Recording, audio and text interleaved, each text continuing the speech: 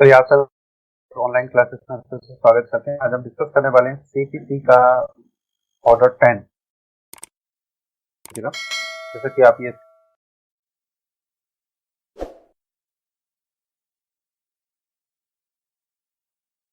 Sir आवाज break हो रही है।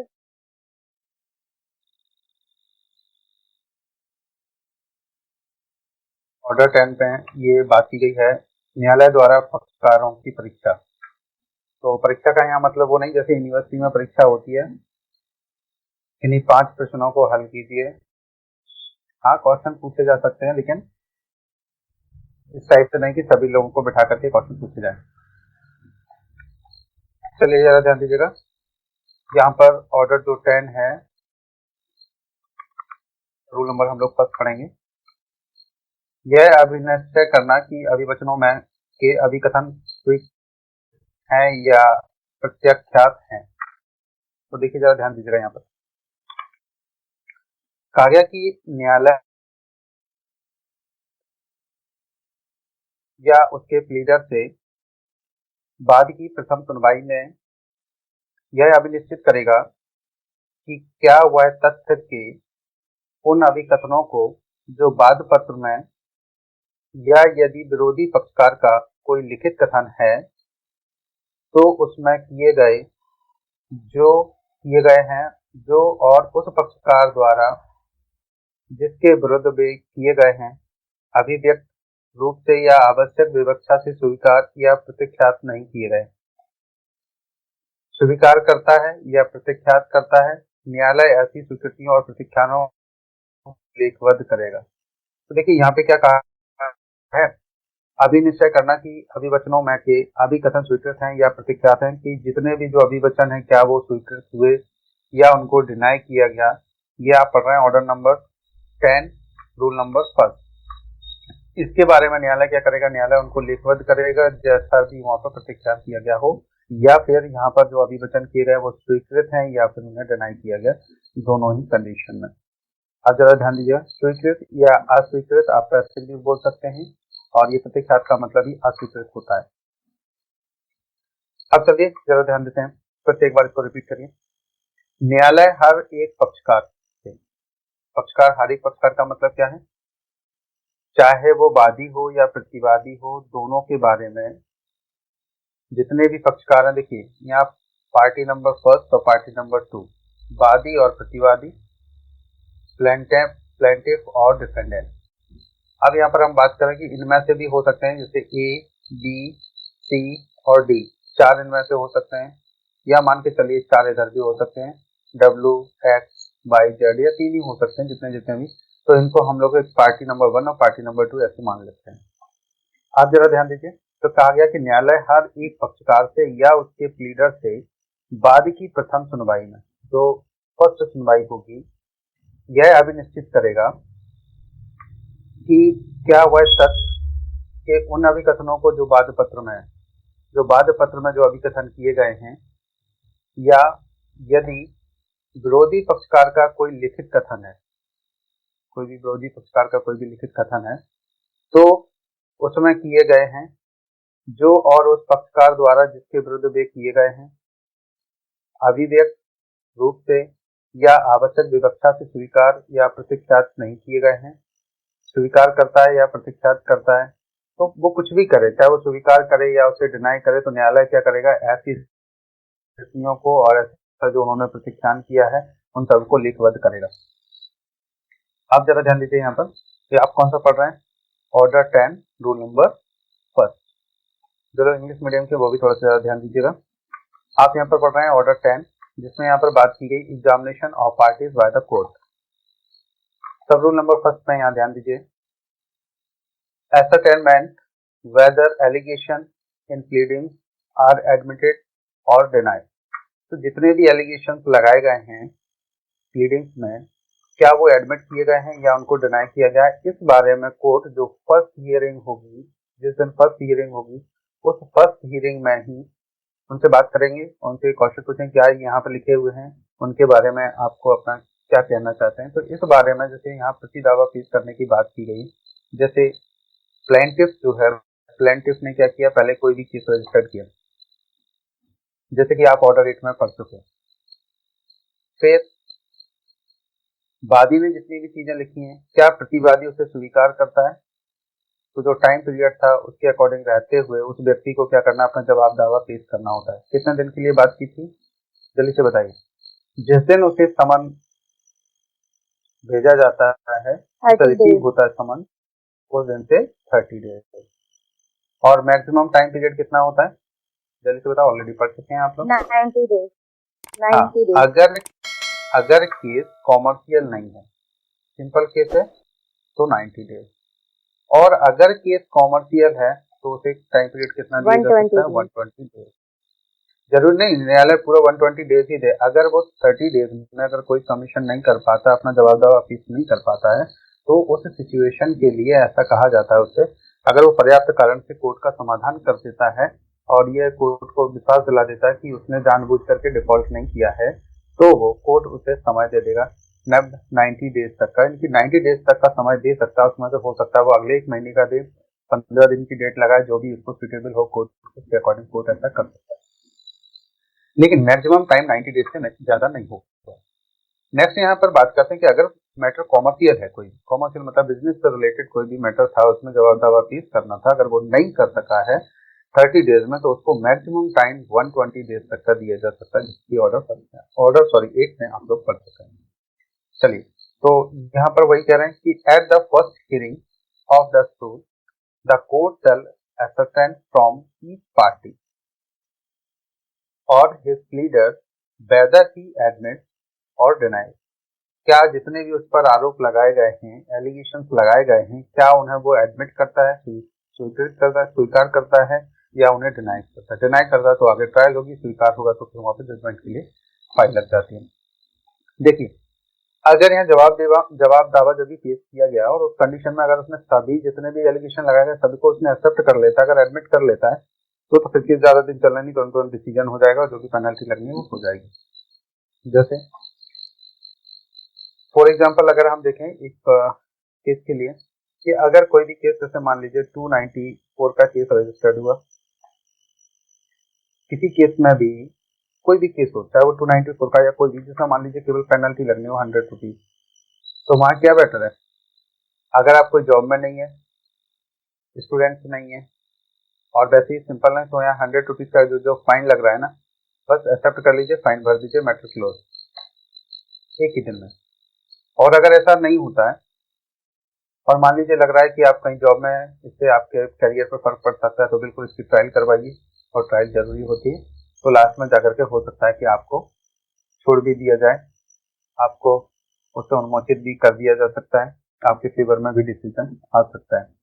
तो चलिए यहाँ पे जरा ध्यान दीजिएगा। तो यहाँ पर ये जो एलिगेशन हैं, allegation of fact as are made in the plaint और written statement of the opposite party and as are not expressly or by necessary implication admitted or denied by the party against whom they are made, the court shall record such admissions and denials। जितने भी admission किए गए हैं और जितने भी denies किए गए उन सबको रिकॉर्ड पर लेगा। कौन लेगा, ये कोर्ट। मतलब लेने का मतलब ये नहीं कि कोई उन्हें देने आएगा और वो ऐसा करेंगे, इसका मतलब ये है कि वो अपने जो नोट शीट होती है उन पर रिटन में लिख करके उनको लिखते हैं। तो ऐसा कहा जाता है डेली बोलचाल की भाषा में कि रिकॉर्ड पर, कोर्ट को रिकॉर्ड पर लेंगे और आगे की कार्रवाई को प्रोसेस करेंगे। चलिए जरा ध्यान दीजिएगा। नेक्स्ट हम लोग यहाँ पे बात करने वाले हैं सेक्शन फर्स्ट ए को, एक बार जरा ध्यान दीजिएगा।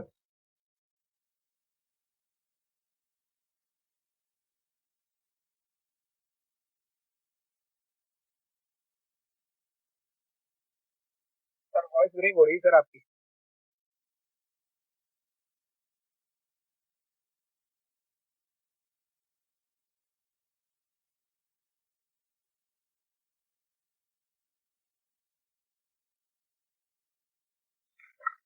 एक बार अपना डायरेक्ट भी आप ओपन कर लीजिएगा साथ में, जहां पर भी कुछ अमेंडमेंट की प्रॉब्लम हो वहां थोड़ा सा देख लीजिएगा। चलिए जरा ध्यान दीजिए, फर्स्ट ए पर एक नजर डालते हैं। अभी वॉइस क्लियर है Nabi ji? Yes sir, yes sir. Hello जी सर, क्लियर है सर। नवनीत जी, क्लियर है। चलिए देखिए, जरा ध्यान दीजिए। हम लोग यहाँ पर पढ़ रहे हैं order 10 rule number first A, या इसको खा भी आप बोल सकते हैं। यहाँ पर बात की गई कि वैकल्पिक विवाद समाधान किसी एक तरीके के लिए विकल्प देने के लिए न्यायालय का निर्देश। इस लाइन को थोड़ा सा एक बार पढ़ेगा ध्यान से। वैकल्पिक विवाद समाधान के किसी एक तरीके के लिए विकल्प देने के न्यायालय का निर्देश। यहाँ पर देखिए कुछ विकल्प दिए गए हैं, जैसे कि आप ये खा और गा में भी आप ये देखेंगे। देखो क्या क्या दिया गया, ध्यान दीजिए। तो कृतियों और प्रत्याख्यानों को अभिलिखित करने के पश्चात, आपने जो रूल नंबर फर्स्ट में पढ़ा, न्यायालय वाद के पक्षकारों को धारा 89 की उपधारा 1 में विनिर्दिष्ट रूप से न्यायालय के बाहर समझौते के किसी भी तरीके का विकल्प देने के लिए निर्देश देगा।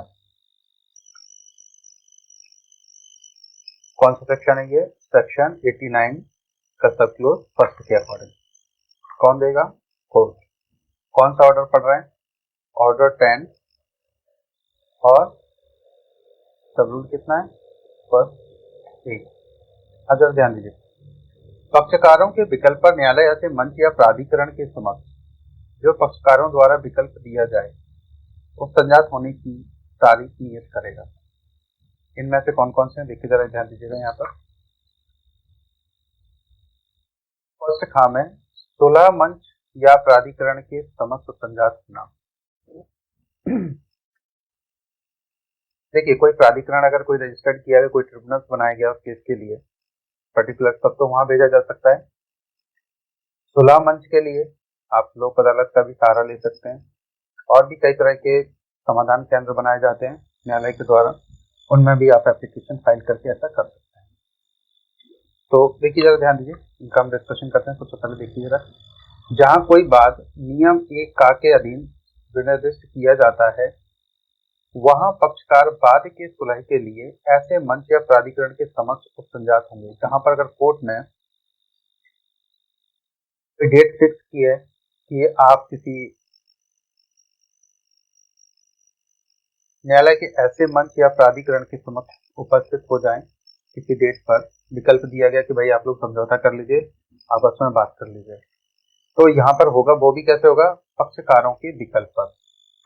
जैसे अगर हम फॉर एग्जांपल यहाँ पर देखें, लोक अदालत लगभग महीने की आखिरी तारीख में, या कोई भी जो हाई कोर्ट या डिस्ट्रिक्ट कोर्ट जो भी है, वहां पर जो डेट डिसाइड की जाती है उसी डेट में लोक अदालत आयोजित की जाती है। तो ऐसे छोटे मोटे जो केस होते हैं, जितने भी सिविल मैटर्स होते हैं जिनको आपस में समझौता करके निपटाया जा सकता है, क्रिमिनल के कुछ केसेस को छोड़ करके, तो उनके लिए ऐसे मंच या प्राधिकरण के लिए जो कोर्ट है वो निर्देश दे सकता है, और ऐसे केसेस को वहां फॉरवर्ड भी कर सकते हैं।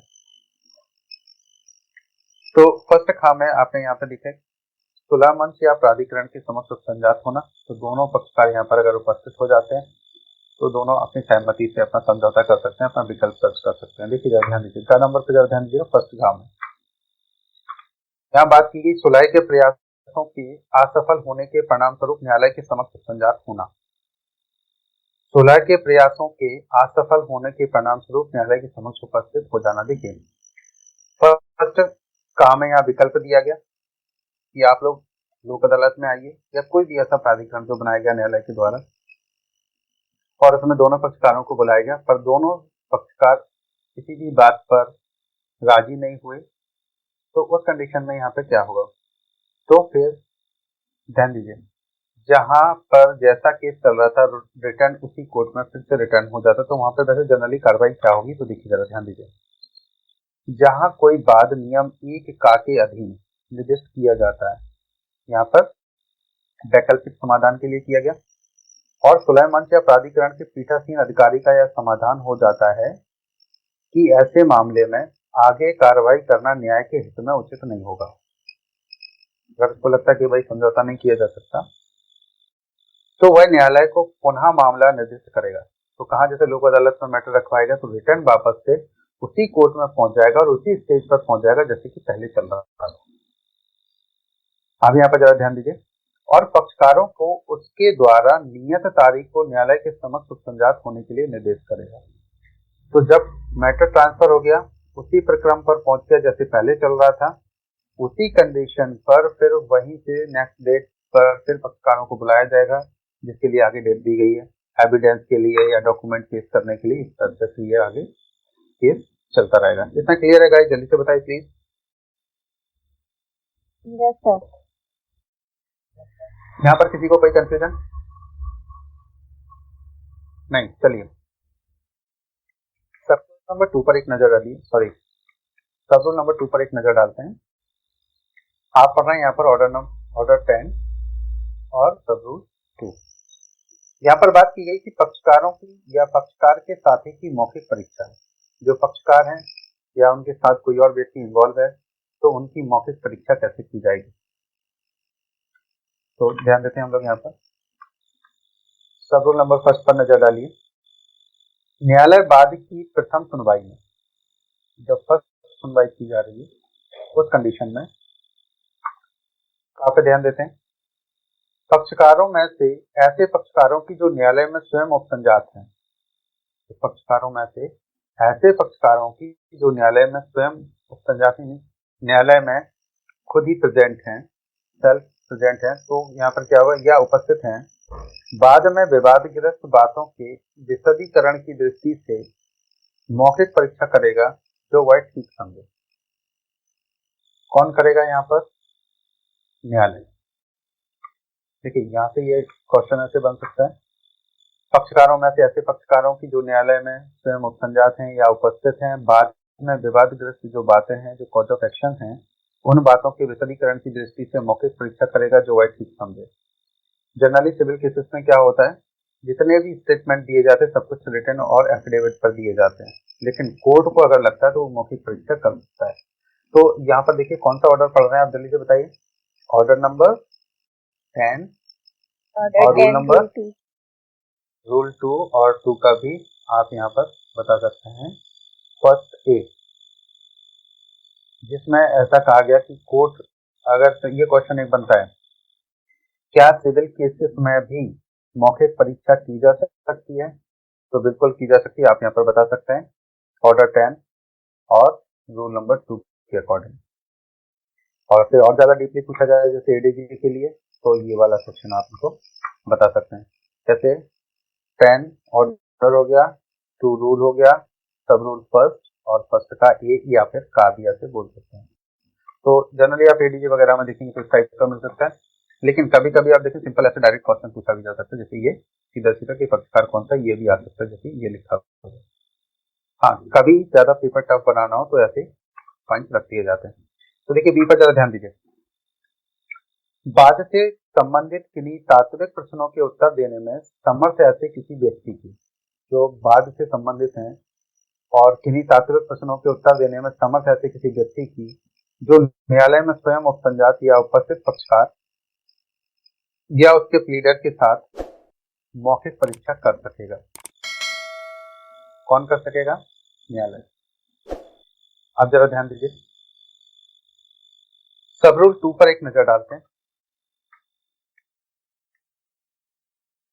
न्यायालय किसी पश्चातवर्ती सुनवाई में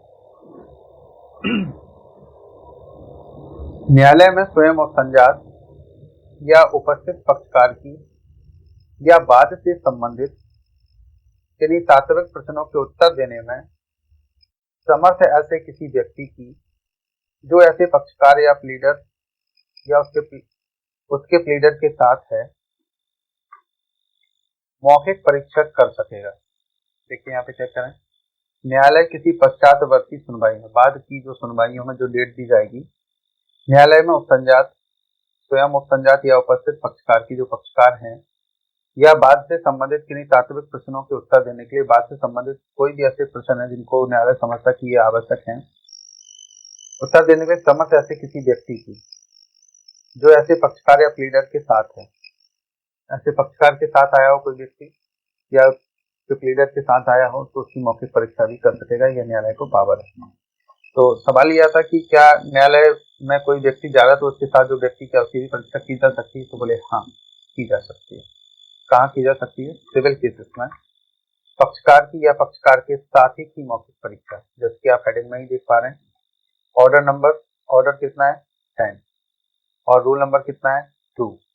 और अगर सब रूल नंबर 2 में देखा जाए तो प्लीडर के साथ भी जो व्यक्ति उसकी भी परीक्षा की जा सकती है अगर वो इस केस से कुछ संबंधित हो और ऐसा लग रहा है कि वो कुछ आंसर दे सकता है। अगला जरा ध्यान दीजिएगा, यहाँ सब रूल नंबर 3 पर एक नजर डालिए। यदि न्यायालय ठीक समझे तो वह दोनों पक्षकारों में से किसी के भी द्वारा सुझाए गए प्रश्नों को इस नियम के अधीन किसी परीक्षा के दौरान पूछ सकेगा। कहना कि यदि न्यायालय ठीक समझे तो वह दोनों पक्षकारों में से किसी के भी द्वारा सुझाए गए प्रश्नों को इस नियम के अधीन किसी परीक्षा के दौरान पूछ सकेगा। जितने भी क्वेश्चन बताए गए उनमें से न्यायालय को जो जो ठीक लग रहा है दोनों पक्षकारों में से किसी से भी पूछ सकता है। कौन पूछ सकता है? न्यायालय। आप पढ़ रहे थे यहाँ पर ऑर्डर नंबर 10 और रूल नंबर 2 और सब रूल नंबर 3। अब यहाँ पर जरा ध्यान दीजिएगा, ऑर्डर नंबर 10 रूल नंबर 3 पर एक नजर डालिए। परीक्षा का सार लिखा जाएगा। जो परीक्षा है उसका सार लिखा जाएगा। तो देखिए यहाँ पे कैसे लिखा जाएगा। सार का मतलब क्या होता है? जो परीक्षा की गई है उससे न्यायाधीश को क्या लगा, क्या जो उसमें पॉइंट निकल करके आए वो न्यायाधीश क्या करेंगे? अभिलेख कर लेंगे, रिकॉर्ड कर लेंगे, ऐसा कहा जा सकता है। तो देखिए जरा ध्यान दीजिए, परीक्षा का सार न्यायाधीश द्वारा लिखा जाएगा और वह अभिलेख का भाग होगा। तो जो केस का जो पार्ट है उसका एक हिस्सा यहाँ पर माना जाएगा।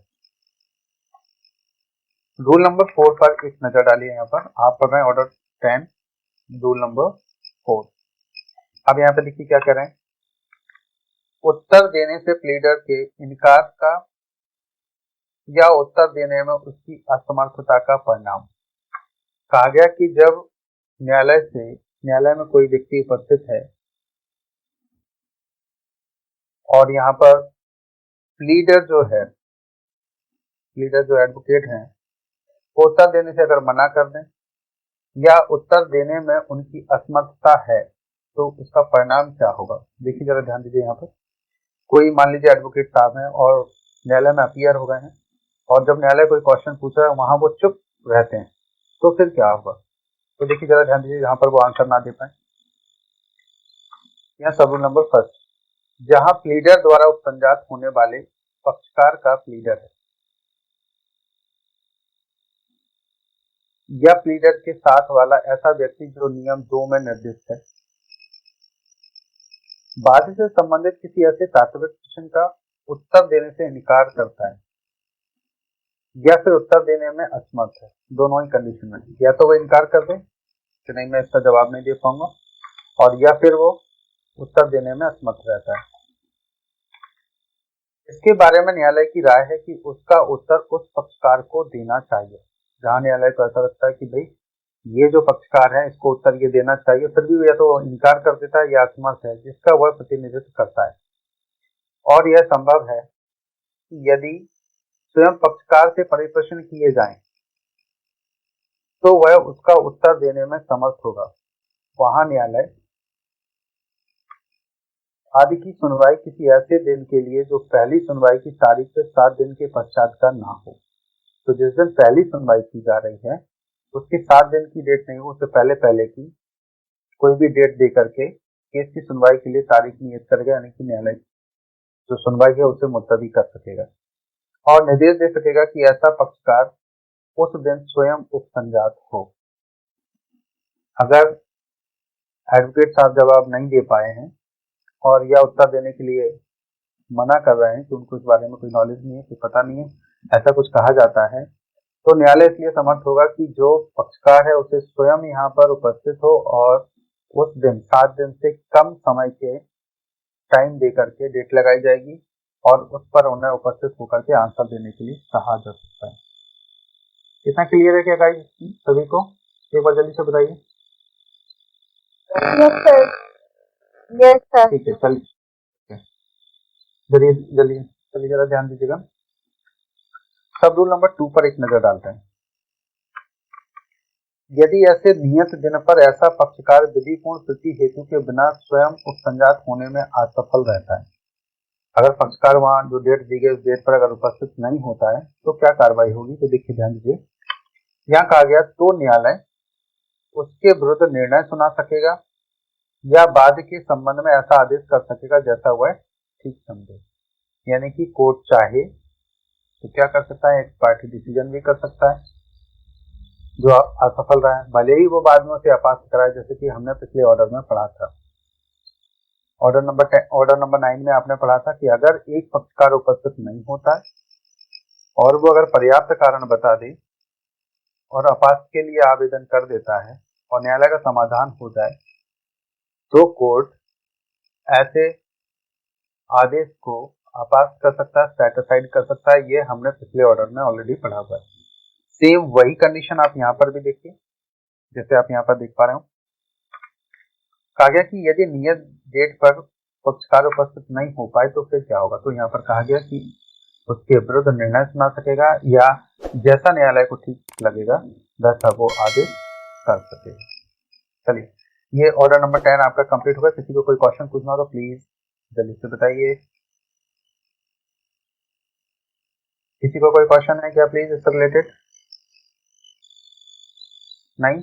ओके।